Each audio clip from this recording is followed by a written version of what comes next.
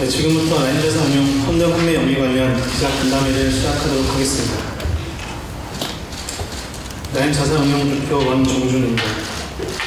근본 판매 상환 영리 사태에 대하여 이유 불문하고 당사의 대표이사로서 머리 숙여 사죄드립니다. 송구스럽게도 고객분들께서 가입하신 당사 펀드의 판매가 연기되는 상황이 발생했습니다. 고객분들의 투자 자금을 원래 스케줄대로 상환드리지 못하게 된 점 다시 한번 진심으로 사과드립니다.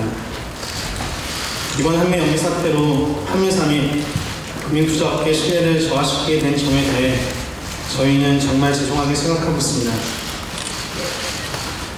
오늘 간담회는 고객분들에 대한 사과뿐만 아니라 판매 및 상환 연기 펀드에 대한 향후 계획 발표, 사실 확인을 통한 오해 해소 및 관계기관 등에 대한 협조 요청을 위한 자리이기도 합니다. 최근 코스닥 시장 및 투자기업들의 주가 약세로 인해 당사가 운용 중인 예전인 펀드의 수익률이 악화되며 당초 저희가 의도한 주식 전환을 통한 유동성 확보가 어렵게 되었고 개방형 펀드들의 판매 성공 금액 증가와 사모채권에 주로 투자하는 폐쇄형 펀드들의 만기 도래로 인해 대체 투자 펀드 내 유동성이 급격하게 악화되었습니다. 그동안 대체 투자 펀드 내 자산의 조기 상환, 매각을 비롯한 이동화를 통해 펀드 판매 및 상환에 대응해 왔습니다. 그러나 우량 자산의 선매각으로 인한 판매 투자자와 잔존 투자자 사이 형평성 침해 우려, 코스닥 시장의 장기 침체 가능성 및 시장에서 당사의 작은 사전 압박 풍문 등으로 인한 당사 투자 기업의 주가 및 투자 상황의 악영향 우려 등 여러 상황을 종합적으로 고려할 때 현 시점에서 자산의 무리한 저가 매각 등으로 펀드의 투자 수익률 저하를 초래하는 것보다는 펀드 투자자들의 보호 및 투자 대상 기업들의 주가 정상화 측면에서 펀드들의 판매 및 상환을 연기하고 시간 확보를 통한 편입 자산의 계획적, 안정적 매각을 통해 자산의 안전한 회수를 도모하는 것이 중요하다고 생각했습니다. 따라서 관련 펀드들의 추가적인 판매 및 상환을 연기하고 펀드 편입 자산을 적정 가격 회수 후 고객분들께 형평에 맞게 배분해 드리는 것이 현 시점에서 저희가 선택할 수 있는 최선의 방안이라고 결정하였습니다. 일부 기사에서 현재 이슈가 되고 있는 사모 DNF와 저희 대체 투자 펀드들을 비교하고 있으나 두 펀드들은 사모 펀드라는 공통점에 투자 방식과 수익률 관점에서 완전히 다른 상품임을 말씀드립니다. DNF는 특정 조건에 따라 수익률이 결정되는 화생결합증권에 투자하여 손익을 배분받는 구조이지만 저희 펀드는 실제 자산들이 펀드에 편입되어 포트폴리오 형태로 투자되는 구조입니다. 라인자산 운용에는 공권 판매 영위된 펀드들의 운용을 담당하는 대체 투자 본부 이외에도 주식, 채권, 부동산 및 PF를 운용하는 본부들이 있으며 판매 영위된 펀드 외 다수의 펀드가 운용되고 있습니다. 각 본부에서 최고의 성과를 내기 위해 최선을 다하고 있으며 이 펀드들은 판매 및 상환 연기된 펀드들과 전혀 무관함을 말씀드립니다.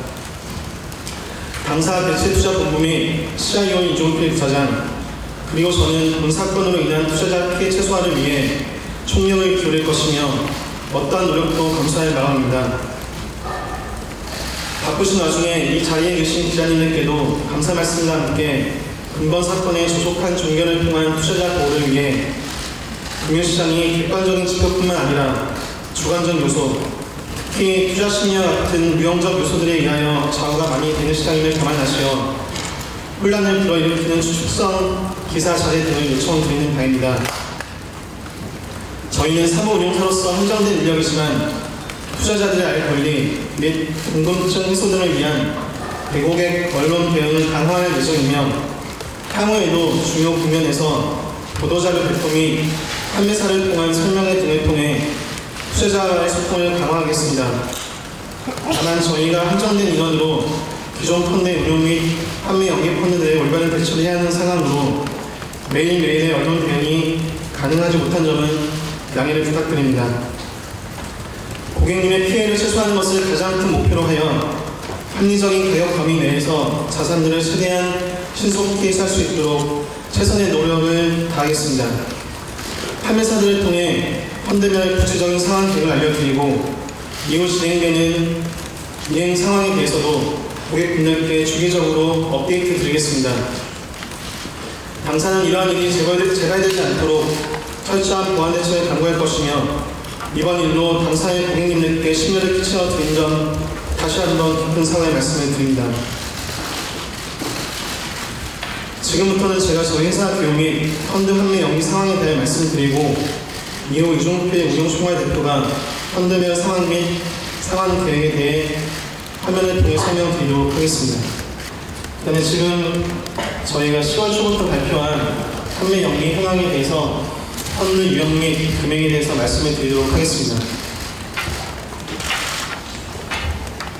저희가 10월 10일 1차로 발표한 판매 영리한 펀드는 총 55개 펀드 6,030억으로 사모채권 및 매자닌이 포함되어 있습니다.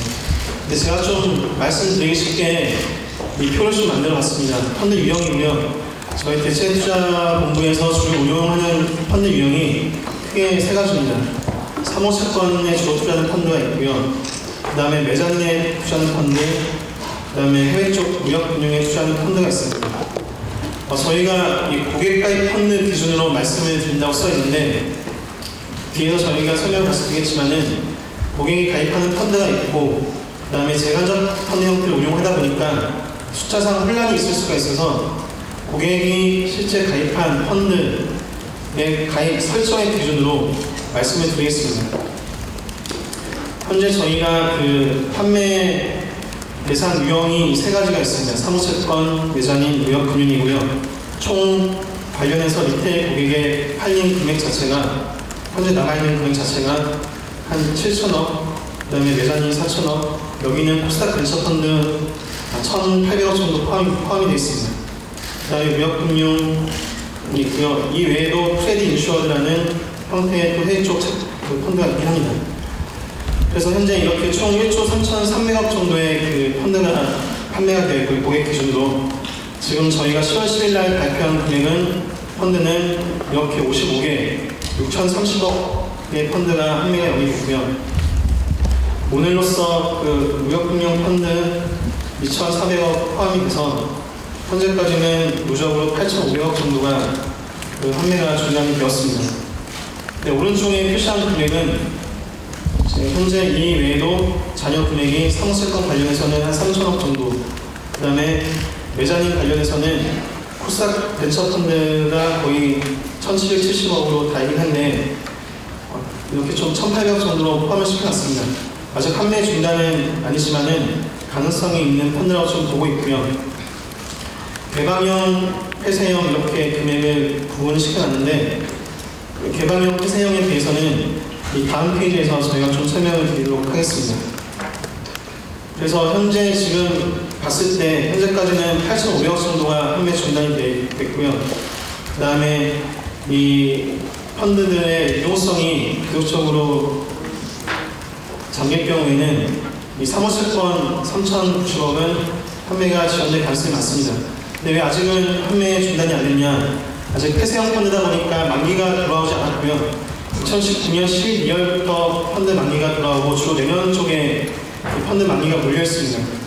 그래서 기술적으로 볼 때는 아직 만기가 안 됐기 때문에 펀드가 지금 상한 용의가 됐다고 표현하기는 좀 애매하긴 하지만은 어쨌거나 이 금액을 포함하게 되면은 전체 한 1조 1,600억 정도의 금액이 판매 영리 가능성이 있고요. 맥스 최대한 보면은 코스닥 벤처펀드 포함해서 1조 3,300억 정도가 판매 영리될 가능성이 높다고 보고 있습니다. 이 중에 코스닥 벤처펀드 1,770억은 내년 초 만기 상황에 따라서 제외될 가능성이 저희는 높다고 보고 있긴 합니다. 그래서 저희 회사 펀드 중에 고객에게 팔린 금액 기준으로 최대 1조 3,400억 정도 판매 중단이 될 수 있고 한 1조 1,500억 정도는 충분히 가능성이 있다고 지금 보고 있습니다.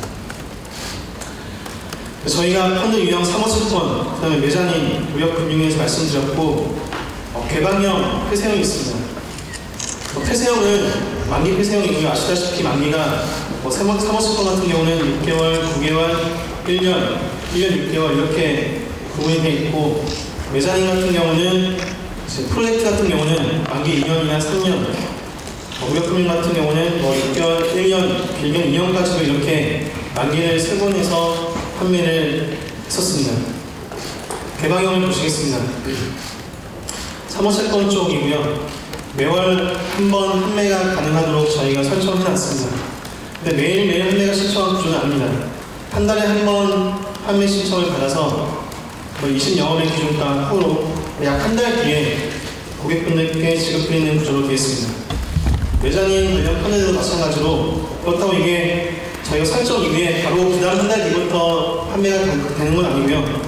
대개의 경우는 1년 후부터, 최소 6개월에서 1년 후부터 판매를 가능하도록 그렇게 설정해 줬습니다. 그래서 1년 이후에 매월 한 달에 한 번 정도 판매가 가능하고, 판매 신청을 받고 나면 한 달 뒤에 그 사이에 저희가 유동화 과정을 거치면서 한 달 뒤에 판매를 대금을 지급하도록 그렇게 구조를 해놨습니다.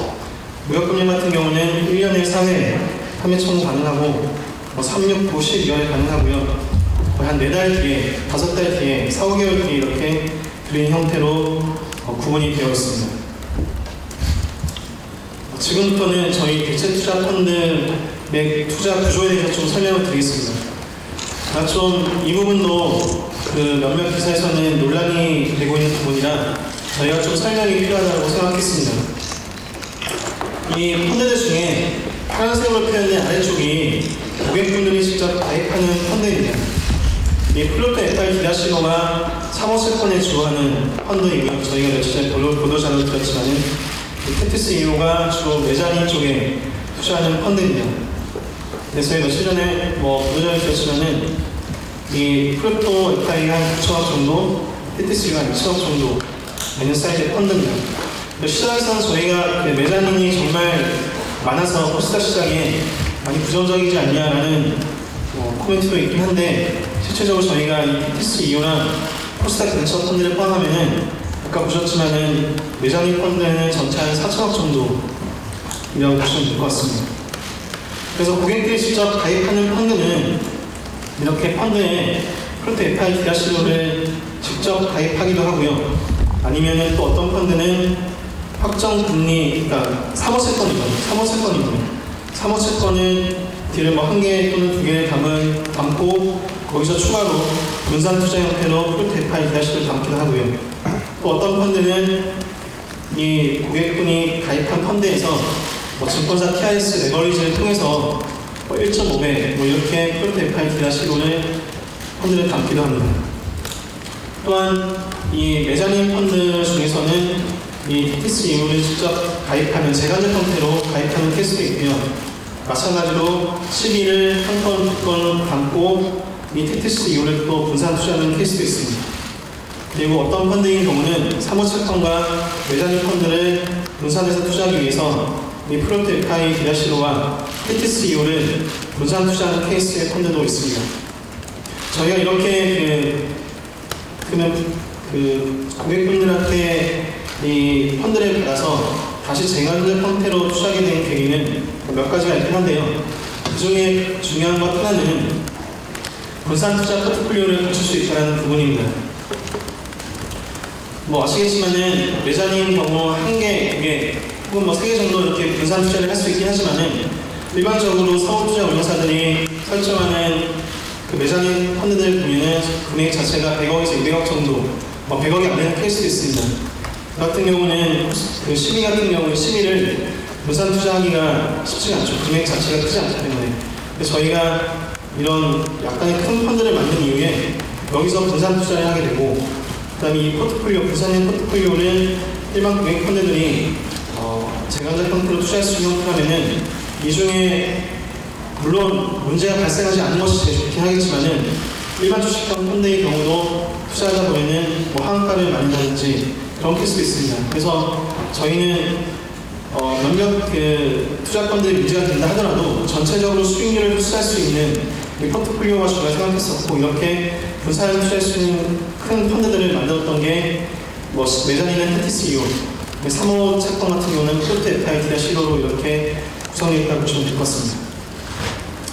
해외 무역금융 펀드고요. 그 투자 구조는 약간 비슷합니다. 이 아래쪽에 있는 펀드들이 고객분들이 가입하는 무역금융 펀드고요. 이렇게 글로벌 TF 무역금융 펀드 재간다 투자하는 펀드를 만들어 놓고 그냥 가입하기도 하고 파넨츠 하기도 하고 안 하기도 하고 어떤 경우 레버리지를 사용하기도 하고 이런 식으로 해서 증권사 TRS 계약을 통해서 가입하는 형태로 되어 있습니다. 그리고 저희가 지금 판매 연기가 된 펀드가 좀 이런 재간접 투자 형태로 되어 있다 보니까 고객분들한테 구매를 할 때도 두 개의 단계를 거치게 되어 있습니다. 그래서 결국에는 이 아까 펀드 A, B, C, D가 고객이 직접 가입한 펀드인데요. 물론 이 펀드 안에 개별적으로 투자되는 펀드들이 만기가 되거나 주식 전환해서 상환받거나 주식을 전에 팔 수가 있죠. 그렇게 현금이 생기는 케이스도 있는데 결국에는 이게 재단적으로 투자되어 있는 이 플로트 FIT-15, 테티스 2호, 플로트 이거는 무역금융 쪽입니다. 각각이라고 보시면 됩니다. 근데 저희가 좀 보기 쉽게 한 곳에 지금 이름을 써놓으라고 생각하시면 되고요. 그래서 이 펀드에 돈이 들어오게 되면은 1차적으로 각 펀드별로 자수 배분하게 되고요. 다시 이 펀드에서 고객분들께 가입한 금액 비율로 나눠드리게 되어 있습니다. 약간 복잡하다고 생각하실 수가 있는데 이게 재간접 형태로 투자가 되다 보니까 이런 상황이라고 보시면 좀 될 것 같고요.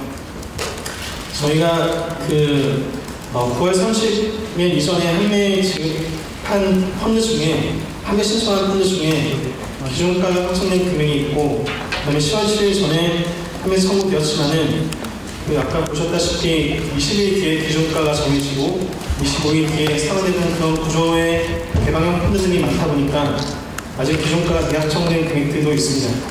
그래서 이 펀드 같은 경우는 현재 지금 펀드 미지급금으로 저희가 지정이 되어 있고 그래서 펀드 이동성이 생기면은 이 미지급금부터 지급한 후에 나머지 자금들에 대해서 우선순위로 배분하게 되어 있습니다. 그 다음에 이 펀드에 돈이 들어오게 되면은 2차적으로 마찬가지로 고객분들께 이게 저희가 이 10월 10일 날짜 차이가 있는 거는 그 위에 부분은 아까 재간접 펀드 대상이 큰 펀드들이고요. 이 펀드는 고객이 직접 가입한 펀드다 보니까 날짜 차이가 일고 있는 건 어쩔 수 없습니다. 마찬가지로 10월 10일 이전에 판매 청구한 것들은 저희가 이 큰 플루토나 테티스에 들어온 자금으로 먼저 지급한 다음에 그 다음 잔여 고객들은 동순위로 안분 배분하는 형태로 되어 있습니다. 지금까지 제가 사과 인사 및 회사 소개, 그 다음에 판매 연기 현황에 대해서 말씀을 드렸고요.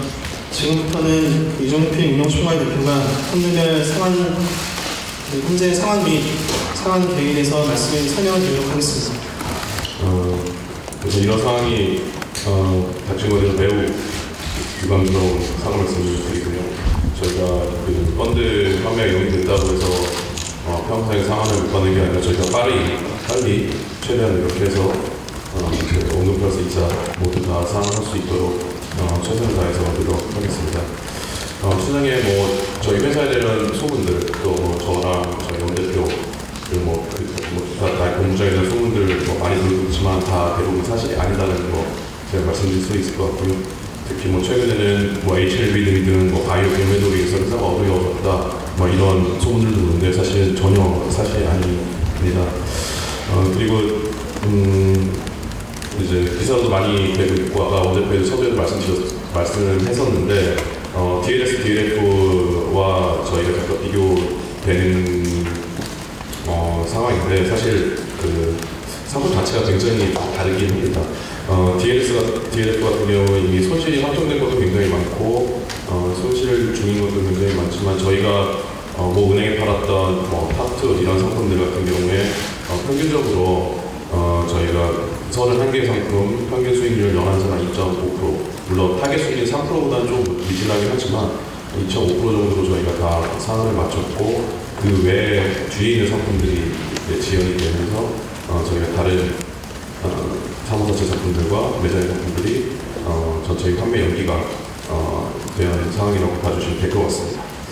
상황 계획 말씀드리겠습니다. 일단 저희 사모채권형 펀드 중에 가장 큰 모펀드인 플로트 FIT-1 상한 스케줄입니다. 최근에 올해 연평균 저희가 한 8% 정도 안정적인 수익률을 기록하다가 최근에 설정 이후에 2017년 12월 이후에 8.5%, 최근 일주일간 마이너스 5% 하락하면서 사실 추세적으로 꾸준히 올라오던 우상향의 그래프가 깨진 상황입니다. 주된 원인은 일부 사모펀드 자체가 이제 기한이익 상실을 발생했고요. 또 보수적인 상각이 이루어지면서 저희가 그 일부 펀드는 선수의 수익증권 에서 손실이 발생하면서 저희가 하락을 하게 되었고요.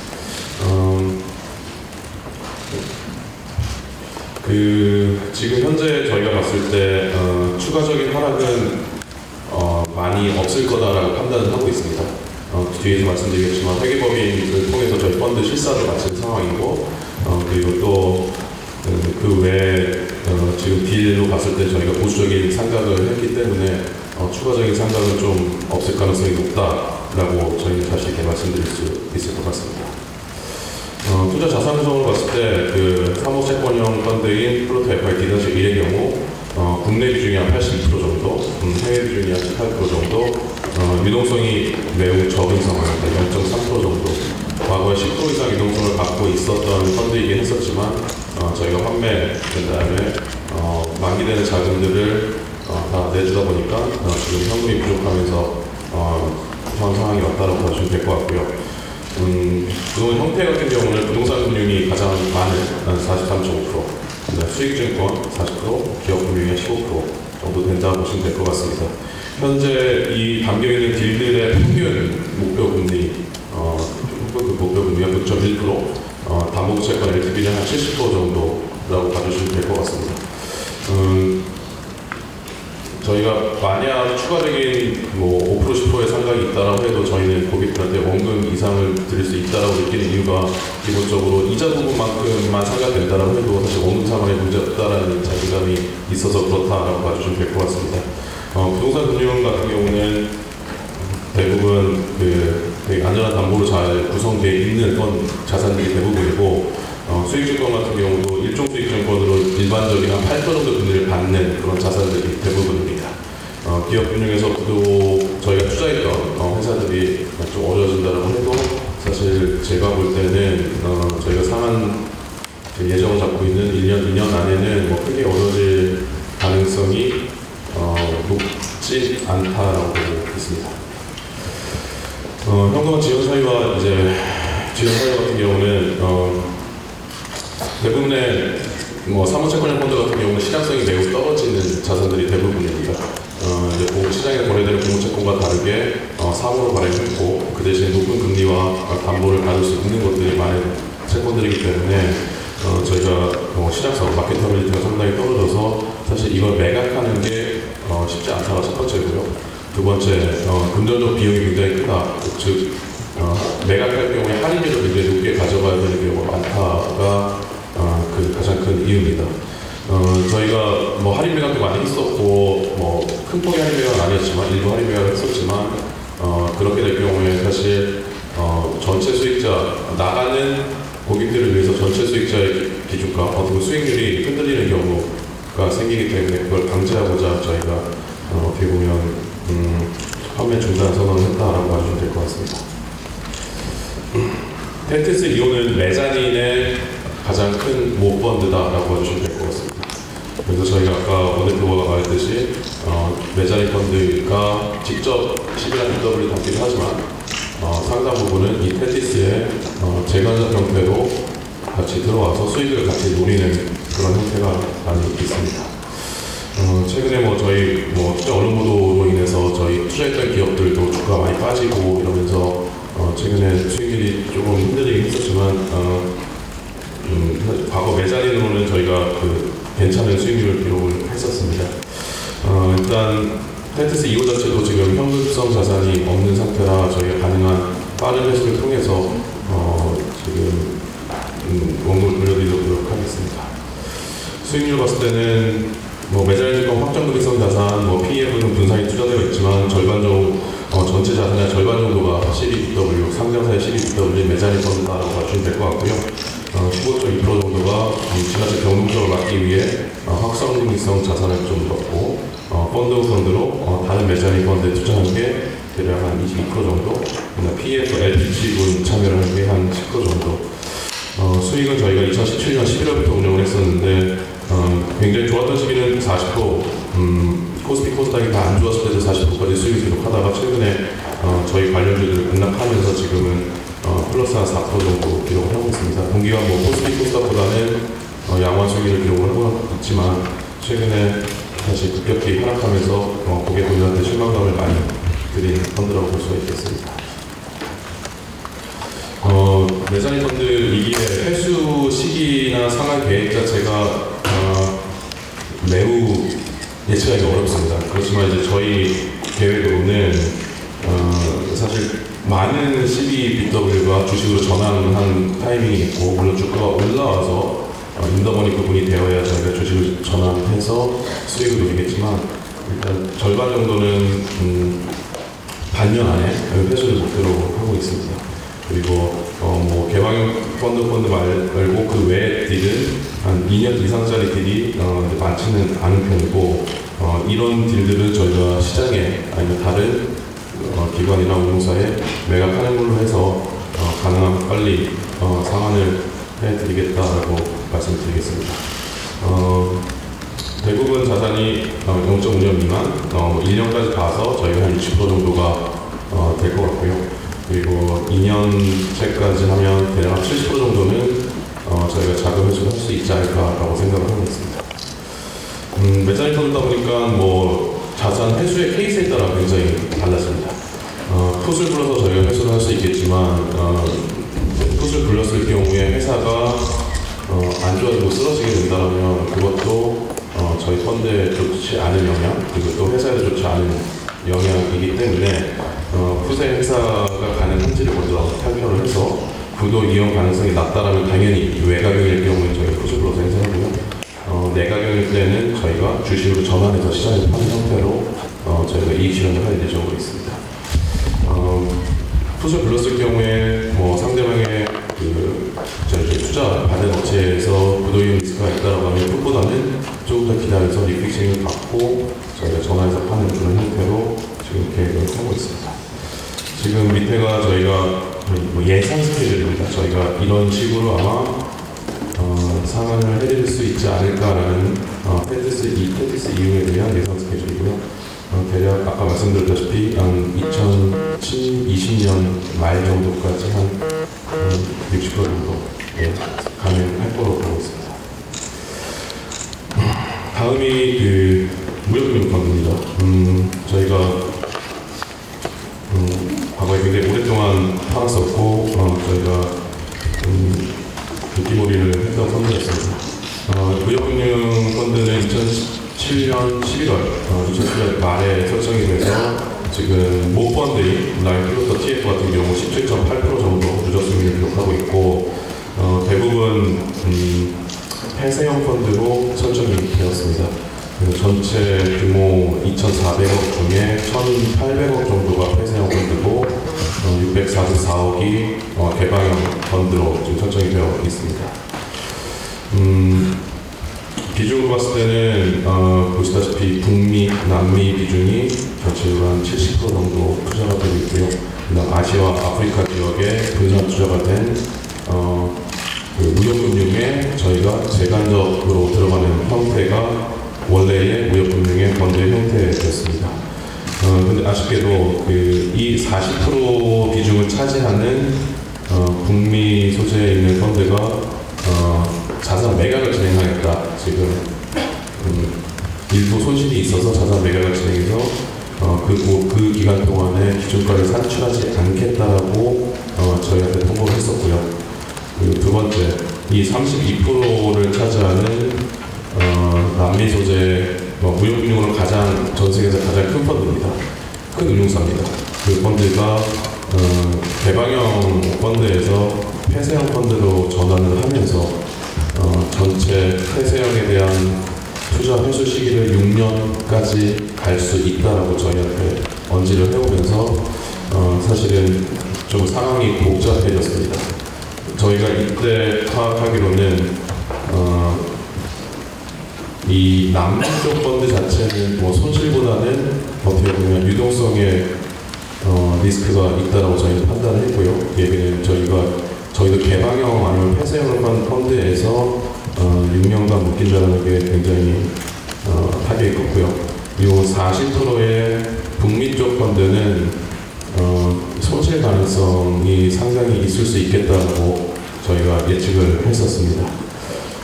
그래서 이거를 구조화 그리고 해결 방법을 찾아 나섰고요.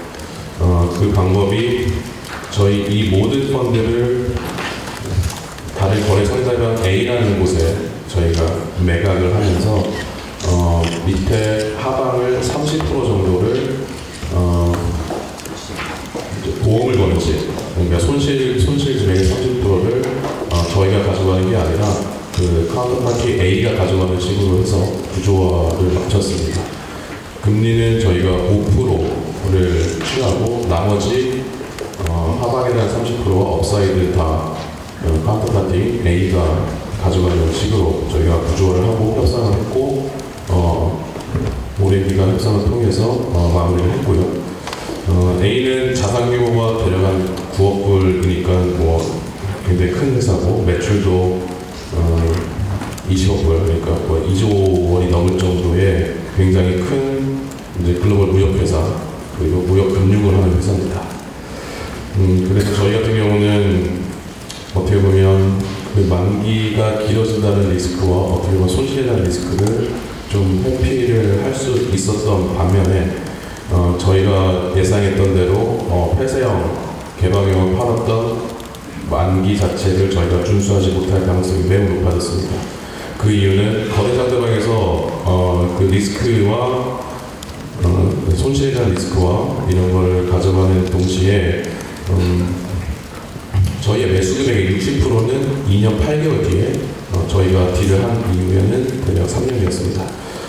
그리고 나머지 40%는 5년 뒤에 상환을 하겠다라는 게 계약의 조건이었기 때문에 저희가 이걸 고객의 손실보다는 이 조건, 유동성에 대한 유동성을 포기하는 게 더 맞겠다는 판단을 하면서 저희가 이렇게 구조화가 되었다라고 봐주시면 될 것 같습니다. 조금 더 쉽게 말씀드리면 만약 해외 펀드 같은 경우에 5%의 무역금융 펀드 같은 경우에 5%의 이자를 취하게 되고요. 만약 10% 손실일 경우에는 투자 금액 전체를 다 회수하고 연 5%를 취하고요. 30%까지 손실도 사실 액면금액 다 취하고 연 5% 이자 수취하는데 문제는 없습니다. 근데 만약 30% 이상의 손실이 날 경우에 40%까지 손실이 난다면 투자 액면에 90%만 수취하게 되고 그 외 이자를 별도로 수취하는 손실이 발생할 가능성이 생기는 그런 경우다라고 이해해 주시면 될 것 같습니다. 유동성 확보 노력 이후의 구조는 원래 구조는 무역금융에서 수합계약을 통해서 해외 무역금융 펀드에 수합계약을 사는 식이었지만 중간에 거래 상대방 아까 말씀드린 A라는 회사가 끼게 되면서 여기서 약속 어음 같은 걸 받게 되고요. 저희 수익증권을 거래 상대방 A한테 양도를 하고 이 수익증권을 담보로 한 약속 어음을 저희가 수합뱅크를 통해서 무역금융 펀드에 받았다라고 이해를 해주시면 될 것 같습니다. 네, 여기까지가 저희 상황 계획 관련된 얘기였습니다. 사실 올해 제가 이제 마지막으로 좀 말씀드리면 올해 한 해 돌이켜봤을 때 상반기에는 저희 1.5조 성장하고 하반기에 1조 여름을 지나서 1조 이상 하락하면서 매우 어려운 시간을 겪고 있는 것 맞습니다. 펀드 구조나 특정 딜에 대한 리스크 이런 구체적인 것들도 있겠지만 저희가 저희 월간 대대로 AM이 줄지 않을 정도로 빠르게 성장했던 회사였고 그러다 보니까 너무 뒤를 돌아보지 못하고 앞으로만 달렸다라는 이제 생각도 하게 되는 것도 맞습니다. 가장 이제 죄송한 부분은 끝까지 이제 저희를 믿고 끝까지 판매하지 않고 기다려주신 고객분들, 또 PB분들, 또 판매사분들 그분들께 실망감 드리고 신뢰를 저버린 것 같아서 그 부분이 가장 죄송하고요. 또 자금을 제때 돌려드리지 못한 만큼 수익은 저희가 가능한 최대한 지켜서 돌려드리겠다라고 말하겠습니다. 저희가 가장 억울하고 원통한 부분은 언론 보도 이런 게 아닙니다. 저희는 사실은 저희가 잘 될 때, 저희를 통해서 가장 많은 이득을 봤던, 어떻게 보면 저희를 라이브 자산운용과 같이 성장했던 그 많은 파티들이 저희가 어려워지니까 이제 한순간에 다 등을 돌린다라는 게 사실 가장 가슴 아프고 원통한 부분이었고요. 이제 금융이나 산업 자체가 워낙 민감하고 그러다 보니까 당연히 그럴 수 있다고 생각합니다. 그렇지만 뭐 다들 아시다시피 판매사 중에서는 워낙 또 단기 상품들을 원하시고 또 저희는 또 이런 리스크가 불거질 거라 생각 못하고 그걸 또 수용하고 그걸 또 롤오버가 안 되고 그러면서 유동성 위기에 빠지는 그 과정들, 일련의 과정들 그런 것들이 지금 생각하면 가장 후회스러운 일들인 것 같습니다. 또한 사모펀드 레버러지 부분에 대한 제도도 좀 많이 보완이 돼야 된다고 저는 생각을 하고 있습니다. 저희가 과거 언론에 문제되기 전까지만 해도 저희가 어느 증권사 통해서 200% 정도까지 레버러지는 굉장히 TLS 계열을 통해서 자유롭게 쓸 수 있었습니다. 근데 실제 유동성이 힘든 상황에서 가장 레버러지가 필요하고 가장 현금이 필요한 시기에는 사실은 이제 어느 누구도 이제 라이브 자산운용 저희를 도와주지 않았다는 거. 물론 도와주는 PBS 분들도 있으면 너무 감사하지만 대부분은 사실은 그 레버러지 TRS 계약을 풀려고 했지 사실은 더 도와주려고 하진 않았습니다. 그러다 보니까 기존에 있는 현금들도 레버러지가 소멸되면서 TRS 계약이 풀리면서 증권사로 많이들 유동성이 빨려 들어가게 됐고요. 지금 현 제도 상황에서는 사모펀드 400%까지 레버러지 가능하게 되어 있지만 과연 어떻게 400%를 써야 되는지 그리고 가장 필요할 때 레버러지를 못 쓰게 된다면 그게 레버러지가 무슨 의미가 있는지 그리고 이런 것들이 조금 제도적으로 좀 뒷받침이 되었으면 사무시장에 더 도움이 될 거라고 생각을 하고 있습니다. 이런 상황에서 저희가 국내 어느 기관 증권사에서 도움을 받지 못하는 상태였고 또 그게 현실적이다는 판단에 저희가 사실 외국계 자산운용사와 오랫동안 자산 유도화 방법을 모색을 했었고 그쪽에서 도움을 주고 있습니다. 그래서 그 방법이 좀 빨리 진행이 된다면 저희가 판매 대금을 좀 빠르게 내드릴 수도 있을 것 같고요. 그래서 그 운용사를 통해서 저희 펀드 회계 실사도 마치게 되었습니다. 이제 라이브 자산운용의 역할은 이제 운용적인 측면보다는 이제 소통에 더 준 영향이 더 크다고 생각합니다. 영역이라고 생각합니다. 정기적으로 저희가 잘못한 거 인정하고 또 고객들한테 돈 제때 못 드린 거 인정하고 정기적으로 시장, 고객, 언론과 소통하는 시간을 갖도록 하겠습니다. 아까 서두에도 말씀드렸지만 저희 모든 직원이 라이브 자산운용의 주주입니다. 저희 모든 임직원 절대 라이브 자산운용 포기하지 않고 저희 저희 모두 피와 살을 깎는 노력으로 다시 일어서도록 노력하겠습니다. 네, 감사합니다. 잠깐 질문 받기 전에 제가 하겠습니다. 아까 좀 전에 이종필 용심원 대표가 이야기를 했는데 저희가 최선을 다해서 정말 가능한 빠른 시간 내에 가능한 합리적인 가격 내에 고객분들께 손실 피해를 최소화할 노력을 많이 할 거고요. 저희가 투자 상품이다 보니까 수익률이 어떻다 지금 이렇게 단정적으로 말씀드리는 어려운 부분이 있기 때문에 하지만 저희는 최선을 다해서 어쨌거나 고객분들 수익을 내기 열심히 노력하겠다고 말씀드린 점이라고 이해하시면 될 것 같습니다. 근데 일반 투자자들이 가장 궁금한 거는 이제 구체적으로 말씀해 주시긴 했지만 그래서 언제 판매를 해서 돌려받느냐가 제일 궁금할 것 같아요. 아까 말씀해 주신 것 중에 2020년 상반기까지는 50% 정도 가능할 것 같다 이렇게 말씀해 주셨는데 좀 그 세계 펀드에 대해서 가장 보수적으로 보셨을 때 판매가 언제쯤 완료될 것 같다고 시기적으로 언제쯤 예상하시는지 말씀 주실 수 있으면 말씀 부탁드리고요. 그다음에 만기까지 기다린다고 하면은 원금 손실 가능성은 없는 건지 궁금합니다. 네, 사고 자체가 주력으로 있는 프로테이프 1-1 같은 경우는 저희가 내년 상반기까지는 한 30%에서 40% 레인지, 그다음에 연말까지는 한 70% 정도 이제 원금 플러스 이자를 상환해드린 걸 목표로 하고 있습니다. 그 뒤에 만기가 더 있는 딜들이 많이 있긴 한데 그거는 저희가 가능한 매각을 통해서 좀 빨리 상환해서 펀드를 청산하는 걸 지금 노력을 하고 있고요.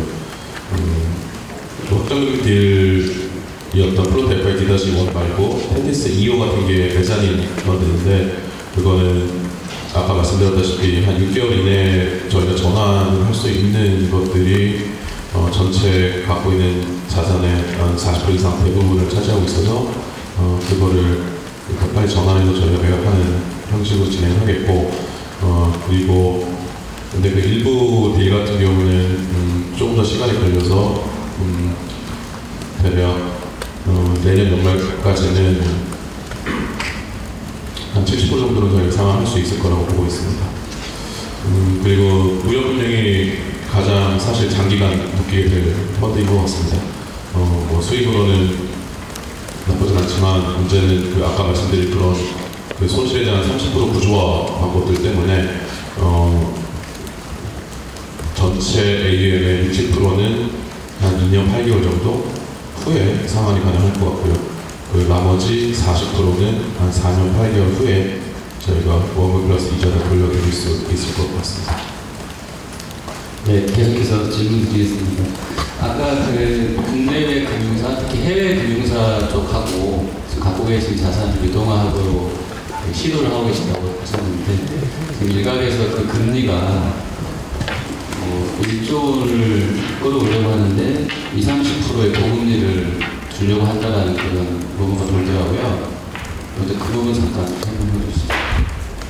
아니요, 금액도 그렇고 금리도 그렇고 둘 다 좀 많이 과장된 숫자인 것 같습니다. 저희가 유동화하려는 금액 자체가 이제 1차로는 한 1,700억 정도, 2차까지 합쳐서 저희가 2,500에서 3,000억 정도를 예상을 하고 있고요. 그 대상은 뭔가요? 부동산 금융인가요? 네, 확정기자는 부동산 위주의 확정기자들 F1, D1 쪽 맞습니다. 네, D1 쪽이고요. 그리고 금리도 그 20-30%는 절대 아니고요. 10% 원저리 정도라고 생각을 해주시면 될 것 같습니다. 네, 그리고 연장 질문인데요. 네, 좀 짧게 좀 질문 드리겠습니다. 평균 목표 금리가 아까 F1을 설명하실 때 9.1%라고 해주셨는데 그게 어떤 의미를 갖고 있는 건가요? 지금 저희가 갖고 있는 딜에 자산 비중으로 그냥 금리를 웨이티드 에버러지 했을 때, 가중 평균 했을 때 9.1%가 나온다는 말씀입니다. 네. 죄송한데 제가 관련돼서 좀 딸라는 아, 네네. 말씀해 주시면 제가 좀 이해가 안 돼요. 그냥 저희 저희 목표 금리 9.2%라는 좀 쉽게 이야기해 주시면 하면은 저희가 갖고 있는 자산의 평균 금리가 9.1%다라고 생각을 해주시면 조달한 자금의 평균 저희가 빌려준 금리죠. 그러니까 어떻게 보면 누구한테 빌렸던 거예요? 그러니까 이제 예를 들어 뭐 부동산 금융을 한다고 했을 때 뭐 PF도 들어갈 수도 있겠고 네. 뭐 브리지 론으로 들어갈 수도 있겠고 근데 저희가 펀드에서 이제 채권이나 자금을 빌려줬을 때의 평균 금리가 9.1%다라고 해주시면 될 것 같습니다. 네, 자, 죄송합니다. 하나만 더 여쭤보겠습니다. 지금 혼합자산이 4조 원대로 가장 크잖아요. 근데 혼합자산 내에 4조 원 지금 남아있는데 그 혼합자산 내에서의 그 자산 배분 내역을 좀 공개해 주실 수 있나요? 혼합자산 4조 원대 중에 절반 이상이 아까 말씀드린 그러니까 사무채권요 플러스 FI-1과 비슷한 류의 펀드들이 가장 많고요. 그 다음에는 이제 해외 펀드들, 해외 재간접 펀드들 그 다음으로 많고 그 다음으로 이제 메자닌 아까 CBW 그 패티스 이후라는 그 펀드류가 세 번째로 같습니다. 네, 일부는 저희가 주식형 롱숏 펀드 같은 경우도 그렇고 채권형 롱숏 펀드도 그렇고 혼합형 펀드로 많이 만들긴 하거든요. 그래서 밖에서 생각하시는 일반 주식 롱숏 펀드도 저희 회사 내부적으로는 펀드 유형상 혼합자산형으로 들어가는 것들이 제법 있습니다. 그래서 단순히 혼합자산이 전부 다 대체 투자 펀드다라고 생각하실 필요는 안 될 것 같아요. 저희가 주식 쪽 롱숏 펀드 그다음에 채권 쪽 하면은 한 6천억, 7천억 정도 될 건데 그런 쪽도 거기 일부 포함되어 있습니다. 네, 그럼 4조 중에 1조 3천억 빼고 나면 나머지 1조 7천억은 앞으로 정상적인 스케줄대로 환매가 다 되고 만기 도래시에 다 상환할 수 있는 여력이 지금 있으십니까? 아까 말씀드린 뭐 주식, 채권 뭐 이런 것들은 전혀 문제 없이 다 상환 잘 되고 있고 또 판매되는 이제 문제 없이 잘 되고 있고요. 그리고 아까 말씀드렸지만 저희가 약간 재간접형으로 들어가는 부분이 있어서 AUM 자체가 저희 자산 자체가 약간 더블 카운팅 되는 부분도 있습니다. 그렇기 때문에 저희가 보여드린 거는 아까 원정주 대표가 보여드린 거는 고객들이 가입한 자펀드단의 기준을 말씀을 드렸던 거였고 5펀드단까지 자산이 겹쳐지게 되면 이제 AUM가 커지는 그런 거라 봐주시면 될 것 같습니다. 그래서 되게 헷갈리시는데요. 그냥 제가 아까 말씀드렸던 그 네모표 있잖아요. 그게 고객분들이 실제 가입한 금액이고 그렇게 보시는 게 제일 이해하기 편하십니다. 전체 맥스로 왔을 때 1조 3천원 3,400억 정도가 저희가 판매 중단 가능한 금액이라고 보시면 될 것 같습니다. 지금 그 펀드 구조랑 상환 계획에 관해서 구체적으로 설명해 주셔서 잘 들었습니다. 지금 답변하기 어려우신 것이긴 하겠지만 궁금해하는 분이 있으니까 두 가지만 여쭤보려고 합니다. 아시다시피 이제 금감원에서 아직 그 거래 의혹 있지 않습니까? 7월 말에 의혹 보도 나온 거요. 그거 아직 검사가 안 끝난 상황에서 이제 모 증권사 TRS 거래 관련해서 들어간 부분이 있습니다. 일단 이거에 대해서 불확실성이 이것 때문에 커지는 것도 있는 부분이 있고 하나는 또 지난주 금요일날 우리가 매장에 들어간 코스닥 기업 중에 뭐 전현직 경영진 횡령 관련한 조회 공시 나온 기업들 있지 않습니까? 이 기업들 대해 가지고 또 투자 심리를 막연하게 이렇게 불안하게 생각하는 그 들어간 기업들이나 코스닥에 다른 상관없는 기업들 투자자들 많이 계세요. 이 금융감독원 검사 아직 진행 중인 부분, 그 다음에 그 기업들의 어떤 투자 자산의 품질에 관한 어떤 부분, 그 부분만 해서 간략하게라도 한 말씀 해주시는 게 좀 시장에서 궁금해할까요? 부탁 좀 드리겠습니다. 네, 금감원 현장 검사 저희 부분 검사로 저희 나와 계셨고 다른 증권사 저희 워낙 TRS 계약을 많이 하는 운용사다 보니까 다른 증권사까지도 간 걸로 알고 있습니다. 사실 그 부분에 대해서 저희가 어떻게 진행되고 있고 어떻게 결론이 날지는 정말 알지 못하고 정말 예상하기도 어렵습니다. 그래서 다만 이게 단기간에 한두 달의 결과가 나오는 건 아닌 걸로 알고 있고요. 적어도 뭐 3개월, 6개월, 뭐 길게는 뭐 2년도 걸릴 수 있다라고 얘기를 들었습니다. 그래서 지금 뭐 섣불리 판단하는 건 옳지 않은 것 같고요.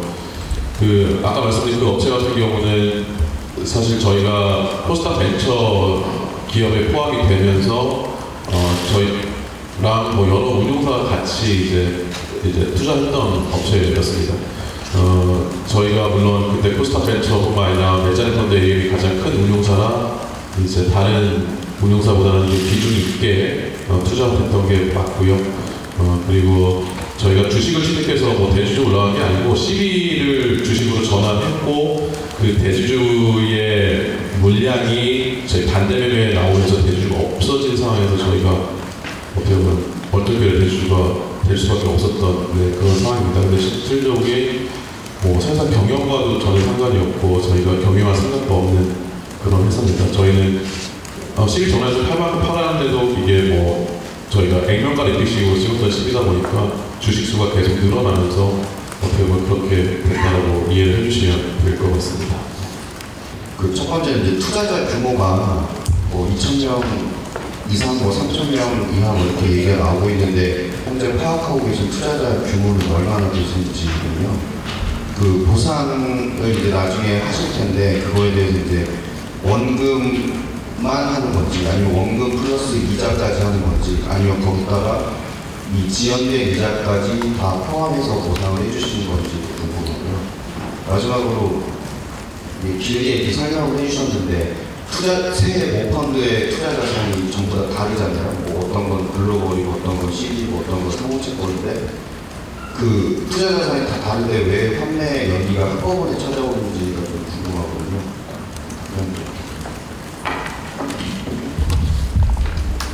앞에 두 질문 제가 답변드리겠습니다. 투자자 규모는 저희는 운용사라서 고객 정보가 없다 보니까 정확히 파악하기는 좀 어렵고요. 기자분들께서 아마 보통 한 뭐 1, 2억 정도 가입하니까 금액으로 나눠보면은 몇천 년 되지 않을까 그렇게 말씀을 하시는 것 같습니다. 저희도 정확한 투자자 규모는 잘 모르겠고요. 두 번째, 보상 문제 관련해서는 저희 아까 설명드렸지만 펀드 내 자산 매각이나 만기 상환, 조기 상환 등을 통해서 이동화가 생기면은 그 부분은 다시 펀드에 한 달에 한 번이는 그렇게 돌려드릴 계획이기 때문에 그 부분에 대해서 보상이 따로 추가로 뭐 연체 이자처럼 대출 연체 이자는 그렇게 드리는 건 아니고 실적 배당 상품이기 때문에 운용 성과에 따라서 그게 지급된다고 보시면 될 것 같습니다. 네, 투자 수 정말 저희가 정확히 알지 못하지만 저희가 기본적으로 펀드를 팔 때 최소 금액 3억으로 파는 게 가장 많았어서 그 예상하시는 것보다 좀 적을 수도 있다라고 저는 좀 판단을 하고 있습니다. 뭐 그렇지 1억으로 판 상품들도 있긴 하지만 그리고 보상 부분은 좀 민감하긴 한데 저희는 일단은 그 성과 보수를 이번에 다 없앴고요. 그리고 운용 보수도 전 펀드 일단 절반으로 낮추는 식으로 해서 일단 가능한 고객분들한테 이익을 많이 이제 돌려드리는 걸로 일단은 저희가 성의 표현을 했습니다. 세 번째, 세 가지 펀드 다 왜 동시에 이런 현상이 나타나냐가 사실 저희 펀드 구조 자체가 어떻게 보면 다 재간접형, 오자형으로 되어 있다 보니까 저희 6개월 이상 금감원 조사부터 시작해서 언론에 나오면서 6개월 이상 어느 유형의 펀드 저희 팔지를 못했고 그 펀드에 있는 자금으로 여태까지 판매 대응을 해주다 이제 비슷한 시기에 다 이제 저희가 영업상을 못 해주는 그런 이유다라고 해주시면 될 것 같습니다. 보충 설명을 좀 드리자면 제가 보도 자료에도 드렸고 제가 초반에도 말씀드렸지만 올해 한 7월부터 금융시장이 좀 되게 어려워졌잖아요.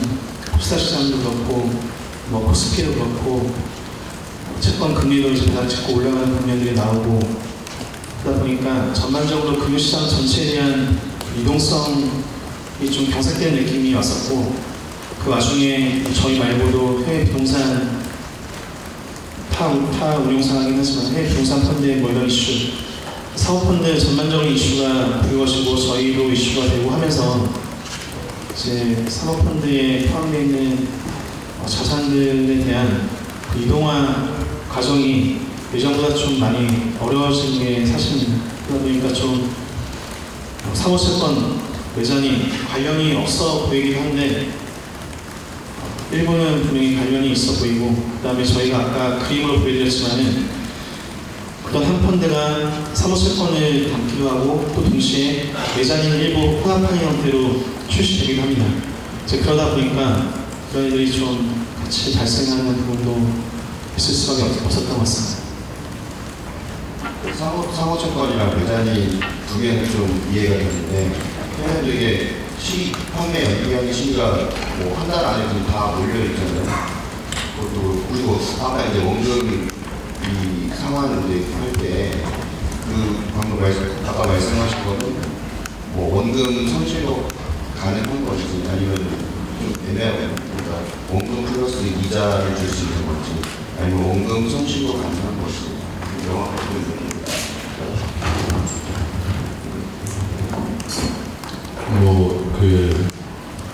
지금 예상상으로는 저희 원금 플러스 이자 원금 손실을 드릴 수 있을 거라고 예상하고 있지만, 사실 향후 미래 저희가 갖고 있는 들 중에 어떻게 문제가 될지를 정확히 예상하기 굉장히 어렵습니다. 그래서 가능성이 높다라고 말씀드린 건 100% 그렇다라고 말씀드릴 수는 없고요. 그렇지만 저희가 그 딜에서 나오는 원금 플러스 이자는 저희가 저희 운용보수랑 성과보수를 줄이면서까지도 가능한 다 그리들한테 많이 드리려고 노력하겠다라고 이해해 주시면 될 것 같고요. 해외 펀드는 사실은 저희가 저 구조화를 통해서 밑에 손실 부분을 지켜내면서 이것 또한 어떻게 유동화 방법을 찾으려고 되게 오랫동안 노력을 해왔었습니다. 근데 그게 또 최근에 여러 가지 이슈로 인해서 조금 저희 회사 관련된 이슈로 인해서 이제 카운터파트 쪽에서 이제 불발이 되면서 사실 어떻게 보면 세계 펀드에 대한 리스크가 동시에 좀 판매 연기에 대한 리스크가 발생을 했다라고 생각을 해주시면 될 것 같습니다. 아까 운영보수 관련해서 말씀해주셔서 한 가지만 더 구체적으로 여쭤보려고 하는데, 원금 손실이 나면 운용 성과가 없는 거잖아요. 그리고 원금만 돌려준다고 해도 운용 성과가 없는 건데, 그럴 경우는 보수를 받는지 안 받는지 일단 궁금하고요. 그리고 시중에서 나오는 얘기로는 12년 돌려 관련해서 부실자산을 많이 편입했다는 얘기가 많은 것 같은데, 그런 거에 대해서 한마디 더 해주시면 좋을 것 같습니다. 네, 성과가 나지 않으면 당연히 성과보수는 없고요. 그렇지만 저희 이제 운용보수가 발생하는 부분이 있는데, 기본적으로 그것도 저희가 절반으로 줄이겠다라고 말씀드리는 거고요. CBW 저희가 여태까지 투자 업체가 거의 100군데 업체가 될 정도로 굉장히 많이 투자를 했었습니다. 그래서 기본적으로 2005년부터 현재까지 데이터를 봐도 CBW 발행한 기업들 중에 부도율이 대략 한 7% 정도 되고, 그 다음에 작년에 코스닥 활성화 정책 등으로 해서 코스닥 벤처 기업들의 이제 적자 기업들이 한 절반 정도 적자 기업들입니다. 그리고 올해 코스닥에서 10위 발행한 기업 중에 70% 적자이기 때문에 기본적으로 부실자산이다라고 간주할 수도 있겠지만 10위 BW 투자하는데 아주 무리한 상황 투자하는 것은 불가능하다라고 이제 말씀드릴 수가 있겠습니다. 기본적으로 은행권 조달이 아닌 시장 조달을 통해서 본인 대주주의 지분 희석까지 포함하면서 자금 조달을 한다는 것 자체는 사실은 어느 정도 리스크가 있는 기업들이니까 가능하다라고 생각을 해주시면 될 것 같고요. 그래서 저희가 투자한 업체들이 다 부실이다라는 거는 조금 너무 일반화되어 있는 것 같고요. 저희가 그 시장의 CBW에 큰 투자하는 큰 파트이기 때문에 그런 기업들이 포함되어 있을 가능성이 있다고 보고 있습니다. 부연사님 좀 드리면, 저희가 아까 보시다시피 고객이 가입한 펀드가 있고 위에 플로트 FI나 테티스 이런 펀드들이 있는데 그 위에 재간접 형태로 들어간 펀드는 우리용부수 1, 2kg 전부 다 쳤고요. 그 다음에 만기가 지연된 펀드는 우리용부수 전체 없애고 그 다음에 만기가 지났는데 상환이 지연된 거는 이거 다 없애고 남아있는 펀드들은 다 반으로 줄였습니다. 그래서 줄이거나 줄일 계획이 이미 줄인 펀드도 있고 줄일 계획이 펀드가 되고 그 페티스 2호 내에서 풋 행사가 가능한 규모는 어느 정도로 추정하고 계시는지 하고요. 뭐 예전에 월가 영화도 보면 바 모형이라고 해서 원래 리스크를 측정하는 모형들이 각 사별로 있잖아요. 근데 지금 계속 우리는 2020년까지면 몇 %의 확률로 얼마 정도는 상환에 대응할 수 있을 것 같다, 아니 판매에 또는 만기 거래에 대응할 수 있을 것 같다라고 말씀해 주시는데 그 말씀을 해주시게 되는 구체적인 모형이 라인 안에 있는지도 궁금하고요. 그리고 1차적으로 참여드렸던 푸시 행사를 하면 상환이 될 것인데 아까 표에는 우리가 풋을 과도하게 행사할 시에 그 업체가 부도를 당하게 되면 어차피 못 받는 것이니 지켜보겠다는 말씀을 사실적으로 해주셨잖아요. 근데 그렇게 판단하고 계시는 페티스 2호 내에서 적어도 푸시 행사가 내가 할 수 있겠다라고 추정하고 계시는 규모는 얼마나 되며 전체 페티스 2호 포함해서 아까 혼합자산 중에 절반은 부동산 쪽이고 나머지가 이제 아마 이 중에 있을 것 같은데 CB나 DW 관련되어 있는 금액은 전체 사조 중에 얼마나 남아 있습니까?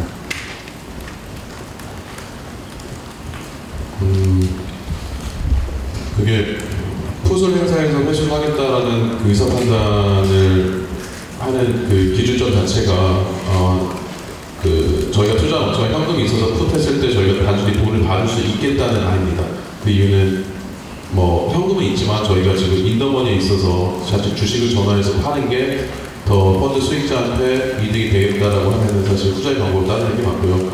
그래서 꼭 상대방이 풋을 받아주는 용의가 있다라고 해서 풋을 행사하지 않지만 저희가 투자한 기업 중에는 저희 큰 규모로 투자한 기업 중에 현금이 상장이 있어서 풋이던 아니면 다시 저희 CB를 사갈 수 있다라고 하는 기업들이 대략 한 30% 정도 되는 것 같고요. 그리고 그 금액이 얼마인지 혹시 알수 있을까요? 금액으로 봤을 때는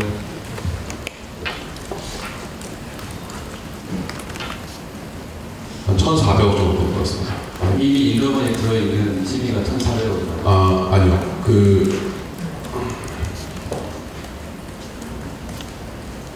인더머니에 들어있고 풋을 받을 수 있다고 생각하는 기업이 한 500억 정도인 것 같고요.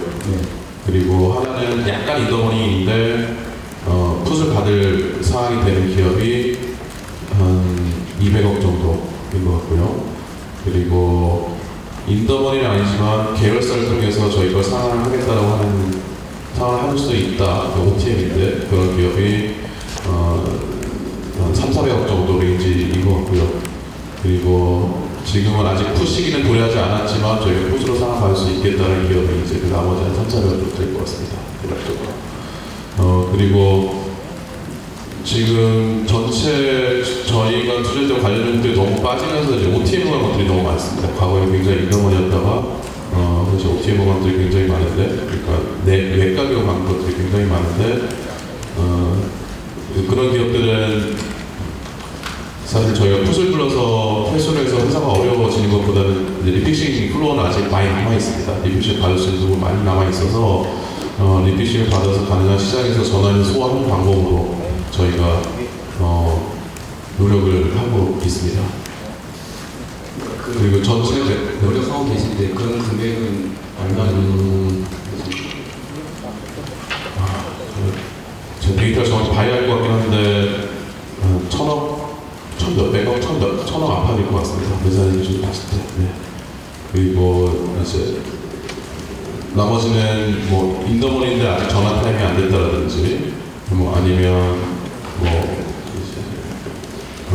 아직 풋이나 전환 시기가 좀 많이 남아있다라든지 이런 것들이 또 한 전체 비중에 30% 정도 될 겁니다. 네, 그런 것들은 좀 상한이 6개월 이내 이렇게 되지는 않을 것 같고요. 저도 한 1년 정도는 걸려서 아마 전환하고 팔던, 푸즈 들던 내보여준 진행이 될 것 같고, 전체적인 매자리 규모는 저희 펀드 따라서 봤을 때는 이제 3천억인데, 추가적인 저희가 TRSK 활동에서 약간의 레버리지 부분도 있고 이러다 보니까 3천억 중반, 4천억 이 정도라고 보시면 될 것 같습니다. 그 모형은 존재하나요? 모형. 오늘 제가 좀 설명을 드릴게요. 네. 우리가 흔히 학교에서 배웠거나 이제 금융권에서 얘기하는 다 모형이나 이런 것들은 보통 시장성 자산들이 대부분이에요. 주식이나 채권이나 가전상품이나 그런 것들이 대부분인데, 제 사후세포화 펀드 같은 경우에 들어있는 자산들이나 매장님 같은 경우도 이제 그런 모형을 적용하기에는 이게 좀 부적절하고 어렵습니다. 그래서 저희가 일반적으로 관리한다는 부분은 이제 각 자산별, 편입된 자산별 만기라든지 금리, 그다음에 자기들이 진행하고자 하는 사업들의 진행 사항들 이런 것들을 주기적으로 체크하는 정도지, 이게 전통적인 저희의 그런 평가 모형을 통해서 하기는 사실상 좀 자산이 적절하지 않다고 좀 생각합니다. 그리고 아까 그 그림 죄송하지만 좀 띄워줄 수 있으면 고맙겠는데, 아까 이전에 기자가 질문했던 것 유사한 내용인데요. 그 아까 전에 클라우드의 이 그림입니다. 이 직전 제가 지금 저게 잠깐 이해가 안 됐었는데요. 그 F1하고 테티스랑 TF가 각각 있잖아요. 지금 보기에는 A, B, C로 해서. 근데 보면 이걸 통으로 묶어놓으시고 저 그림상으로만 이해하기에는 펀드 A, B, C, D 나와 있잖아요. 그리고 판매가 2차로 고객이 원하면 맨 꼭대기 세 가지 섞어서 주겠다는 말씀이신 건가요? 그건 아닌 거죠? 그건 아니고 저희가 네. 화면이 좀 부족하다 보니까 그냥 하나에 같이 통으로 써놓은 겁니다. 각각의 분리되어 있는 거고. 네, 있습니다. 아까 말씀하셨던 그 FOF를 하게 되신 이유는 고객들한테 어쨌든 자산 배분 효과를 주려고 했던 포트폴리오 효과가 그런 의도였을 것 같은데, 사실 그게 좀 오히려 사람들이 좀 복잡하게 만들어 버린 거잖아요. 이제 약간 꼬이게 되는. 그런데 저렇게 되면 아까 안분 배분을 한다고 했을 때에 시점상이나 시간상, 예를 들어서 어떤 A라는 펀드에서는 픽싱이 돼서 이제 끝났어요. 얘가 나올 수 있는데 다른 거가 안 나올 경우에 시간이 무한으로 늘어나서 기다려야 되는 그런 상황도 올 수 있나요? 네, 펀드에 다른 자산이 있을 경우에 네, 섞어져 있으니까. 네, 약간 아니 예를 들어서 이제 펀드 A에 그냥 프론트 FID-C로 한 개만 있으면은 쉬운데, 네. 만약에 펀드 A에 그 프론트 FID-C도 있고 A라는 자산도 있고 B라는 자산도 있고, 그래서 저희가 펀드마다 전혀 다르고요. 아까 보시다시피 펀드 개수가 되게 많습니다. 그래서 오늘 이 기자 간담회 자리에서 펀드별로 말씀드리면 불가능하고, 그 펀드별로는 저희가 판매사 통해서 이제 이 펀드는 이러한 자산들 때문에 상환 계획이 어떻다는 형태로 지금 자료를 작성해서 이 배포하는 것도 있고 할인하는 것도 있습니다. 다 똑같이 설명드리기에는 너무 좀 어려워가지고. 아까 시장님께서 가장 필요할 때 레버리지를 못 쓰게 그게 무슨 의미가 있나라는 말씀 잠깐 해주셨는데, 그 부분 관련해서 그 뒤에도 뭐 이런 부분이 제도적으로 뒷받침되면 사무시장에서 도움될 거라고 하셨거든요. 그 부분에 좀 부연 질문 좀 부탁드립니다. 네, 사실 저희가 어떻게 보면 저런 재간적 구조화를 하면서 저희 펀드를 런칭했던 가장 큰 이유 중에 하나가 여기서 보시다시피 펀드 FI 펀드 2번이라고 보겠습니다. 그러면 이 확정금리 자산이 들어가 있다라고 해도 이 재간적 부분에 대한 레버러지라든지 이런 걸 통해서 충분히 유동화 가능하고 펀드 환매하는 데 굉장히 도움이 된다라고 생각했었고, 또 펀드에 유의점이 생길 때마다 이 재간적 펀드로 들어오면서 사실 기준가가 계속 유지되는 그런 모습을 기대했어서 그랬던 거에 가장 큽니다. 그런데 이제 과거 일반적인 상황일 때는 저희가 지금 이 자펀드 단에 현금면은 이 무펀드 단에서 지금 현금이 없으니까 지금 현재 이 상황이 발생을 한 건데, 과거에는 자펀드에서 무펀드로 들어갈 때 항상 레버러지를 사용할 수가 있었고요. 그러다 보니까 무펀드에 저희가 현금 관리를 굉장히 효율적으로 할 수 있었던 부분이 저희가 이 모델을 선택했던 가장 큰 이유였는데 일단 워낙 또 금융에 민감한 분야이기도 하고 이런저런 노이즈가 나오고 뉴스가 나오기 시작하고 저희도 이제 그거에 맞춰서 대응을 하다 보니 사실 이 레버리지가 다 이제 막히게 되었고요. 네, 그러다 보니까 이 과거에 레버리지 썼던 부분들도 다시 다 이제 회수가 되고 그러다 보니까 이 모펀드 단에 있던 현금들이 다 소진이 되면서 어떻게 보면 저희가 레버리지를 과거에 써서 가능한 모펀드의 자금을 현금을 관리하겠다고 했던 목적이 이제 어떻게 보면 역으로 구매량이 돼서 저희 돌아오는 그런 현상들이 일어났었습니다. 어떻게 보면은 레버리지라는 게 단순히 수익을 높이는 목적도 있겠지만 저희가 레버리지를 써서 현금화를 하고 그리고 그걸 통해서 고객들한테 원활하게 판매 대응을 해주기 위한 가장 좋은 툴이라고 저희는 생각하고 운영을 했던 부분이 사실 확 막혀버린 게 사실이고요. 이제 과거 해외 운용사들 같은 경우는 회사 자체에 대한 레버리지, 펀드 자체에 대한 레버리지가 굉장히 낮은 금리에 쓸 수 있었고 해외 헤지펀드는 그거를 마음껏 이용하면서 어떻게 보면은 이제 레버리지 쓸 수 있는 방법에 대해서는 굉장히 연예인 반면에 국내 같은 경우는 이제 그러지 못해서 어떻게 보면 저희가 계속 되게 전통적인 방법이긴 하지만 TRS 토탈 리턴 수학만 쓰고 있다 보니까 이런 현상들이 일어나는 것 같습니다. 그 부분이 좀 제도적으로 마련이 되던가 방법적으로 마련이 되면 아마 저희도 해외 헤지펀드와 같이 좀 자유롭게 운영할 수 있는 방법들이 나올 것 같습니다.